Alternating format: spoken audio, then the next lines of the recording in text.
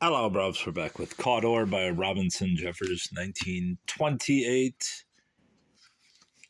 narrative poem. Nine. Michael came up after a time with meat for the eagle. While she fed it, they had sunk the grave, though shallow to the hard rock, and ceased. Have you seen Farah lately? Hood asked. She was here wanting some greens, because there are no flowers, but seemed to be taken sick with grief and went down. No, I was into the house, but not upstairs. We'd better see how she is. Bring down the axe and pickaxe, he said to Akana, but leave the spades. He stepped short to conceal his lameness. Michael asked him, What's the long stain? Sap from the oak roots. They're full of water. They looked for Farah all over the house and found her lying on the floor, the far side of her father's bed. Hood watched in terror while Michael touched. He thought she had killed herself. He had held an obscure panic by force, a prisoner all day, but now it was worse. It was a wish to be gone. There's nothing I wouldn't give to have gone yesterday. Oh, pitiful child. She moved. She was not self-slain. She rose to Michael's tugging hands and was led to bed in her own room, hanging back but in silence. Toward evening, she dressed herself with Concha helping in the blue serge that was the darkest she had, and went with the others up the hill to the burial. A man at each corner carried the oblong box, Cawdor and his sons, Dante Vitello, but Hood was lame, and when his left foot slipped on a stone, his right failed with the weight. The stiff, unseasonable calla lilies that Michael had found by water fell down the tilted lid. She gathered them up, and when the box was lowered into its place, dropped them upon it. Jesus Akana had brought the cords to use for lowering. All was done awkwardly by shamefaced people, and the eagle watched from the cage. The coffin grounding like a shored boat, the daughter of the tired passenger sighed. She leaned in the blindness of sand-gray eyes behind Michael toward Hood. Her hand touched his. He trembled and stepped aside beyond Concha Rosas. Then Farah pressed her knuckles to her mouth and went down the hill. The others remained. Because of the dug earth heaped at the oak's foot, they were all standing on the west side, the grave, or at either end, and a curious group. Cawdor's gray head the tallest, 9 to count Concha's child, intent, ill at ease, like bewildered cattle nosing one fallen. Not one of them, now that Farah was gone, had any more than generic relation to the dead. They were merely man contemplating man's end, feeling some want of ceremony. The sky had been overcast. Between the ocean and the cloud was an inch slit, through which the sun broke suddenly at setting, only a fraction of his passing face. But shone up the hill from the low sea's rim a reddening fire from a pit. The shadows of the still people lay like a bundle of rods. Over the shallow grave, up the red mound of earth, and upward the mass of the oak. Beyond them another shadow, broad, startling, and rectilinear, was laid from the eagle's cage, 9 slender human shadows, and one of another nature. Jesus Akana saw something like a jewel gleam in the rays on the heap of surface earth at his feet.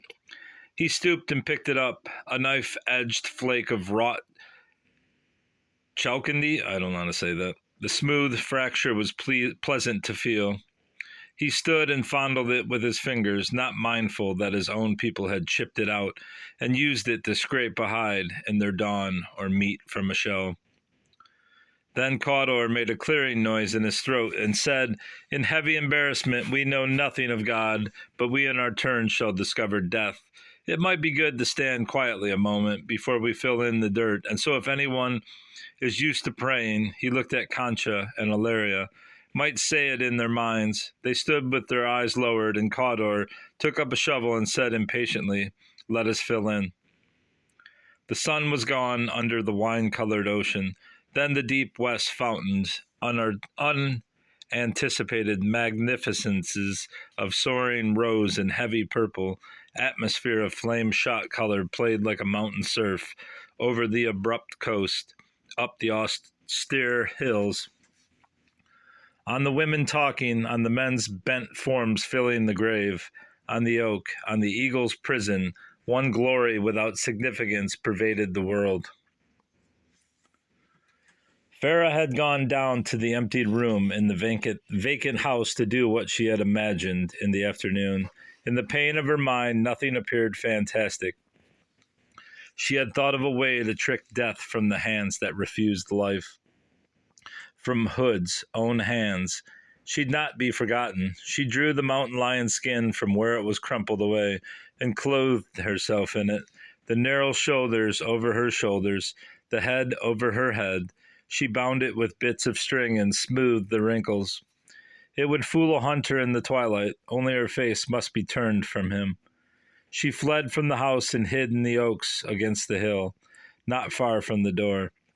The rosy light had waned from the cloud. Wilderness-hearted twilight was here, embrowning the leaves and earth. Concha and Ilaria and Concha's child came talking and entered the house. Kitchen windows were lighted, the others delayed. Blue smoke began to veil out and be fragrant among the leaves. She crouched in the oak bush as every evening the wild lives of the mountain come down and lie watching by lonely houses. Hood, when they took the redwood box to the house, had left his rifle in the stable. He came with Michael, having fetched it. They walked mournfully together, for this was their last evening. He'd leave at dawn for the free north, but nothing remained to say. And through their silence, drawing near the house door, Michael heard the stiff oak leaves move. She looked and perceived a life among them. Laying her hand on his arm, she pointed with the other hand.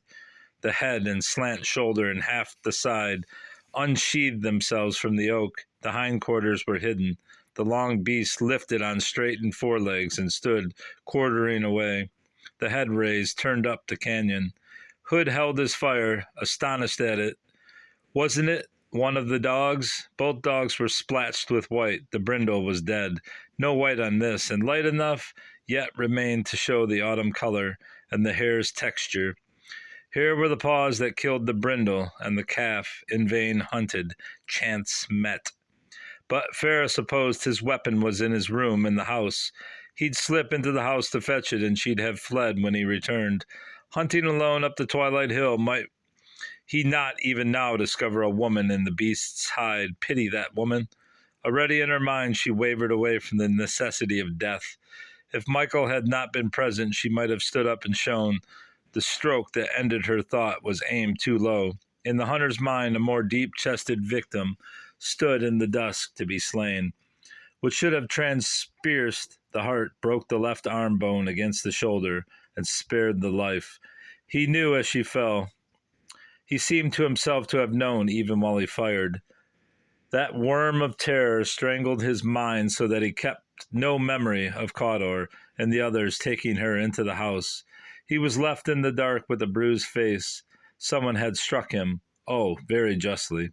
He rose and stood reeling like a boy whom bad companions have filled with sweetened liquor to make him their evening sport. The yellow windows of the house wavered. He fought the sickness and went indoors. Someone stared at him passing upstairs. He heard from the door her moaning breath. Cawdor examined the wound. George held the lamp over the naked arm and breast. Concha was dipping a sponge. It was the dark clot stringing from the red sponge that overcame him. Cawdor's face, like a rock to break on, turned to say hoarsely, "You bastard, get out of this place," and turned back to the wound. Terrible face in the lamp shadow, black as the blood clot. He stood outside the door, half fainting against the wall. Wanted him to go. Good God, did he want to stay?